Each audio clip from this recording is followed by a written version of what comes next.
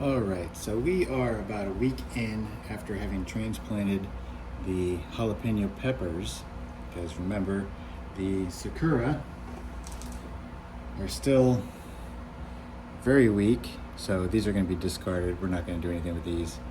In fact, I'm going to reuse this tray for putting in the green peppers that we're resuscitating. We used the green peppers, we cut them down, stuck the bulbs in a damp paper towel with water, and they are regrowing. You need a lifetime supply of green peppers simply by going to the grocery store and using one up and planting the bulb. So that's what we're going to do with these, just for some little companion plants. But today, I'm checking. We've got a nice strong plant, so it transplanted fine. There was no wilting, but I gave it a week just in case. The hydroton is pretty dry up on top. The original bucket that I was going to do for the seedlings was going to have the drip ring, the feeder ring on the top, which you can go back and see how I built that in the previous videos from years ago. But what it would do is it would come on and off, and it would just drip from the top down, keeping the hydroton pellets or the clay pebble pellets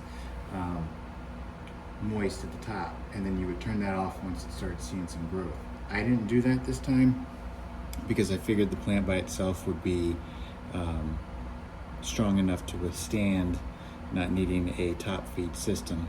Usually I would only do that with the seedlings, so that's why there's no drip ring in this video or in this plant series. So I'm going to lift the lid and make sure that the hydroton is getting damp on the bottom, because that's what's going to have those roots draw towards that moisture, which will create the effect of plant growth. These will grow towards the light. We're also going to take the plant light and bring it a lot closer to the plant, just to start giving it all of the light that it can handle.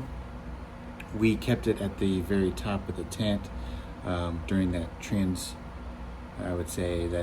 phase or transition phase, transplanting this into the dry pellets so that it didn't dry out the roots too quick. So we're gonna go ahead and lift this up, and I'm gonna check it, and we'll go ahead and lower the plant, and we'll go ahead and lower the light closer to the plant.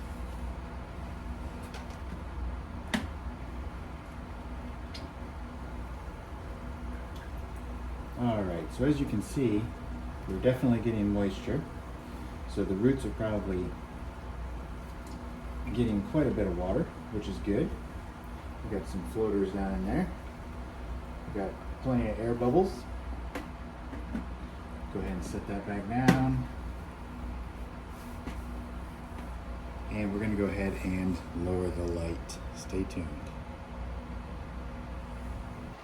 All right, so as you can see, this is the light. We've got these little clips here that hold the light up, and we're gonna lower them one side at a time, and we're gonna take it to about, I'd say 18 inches above the plant, which would probably be right about there. I'll show you in just one second. All right, so that's where the light was hanging. Bring this down, and there we are now. So we're, I'd say we're about 18 inches from the lid of the pot, not the top of the plant. And we'll see how that goes.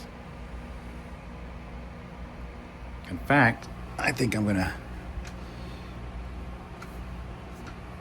put a little temperature gauge there so we can monitor the heat. If you see any discoloration of your plants, you can go ahead and raise that light up, or if it gets too hot, or if you see a lot of drying, if you've got a wet surface and it dries out the medium too quickly, you can also raise that light up, but I don't think we're gonna have a problem.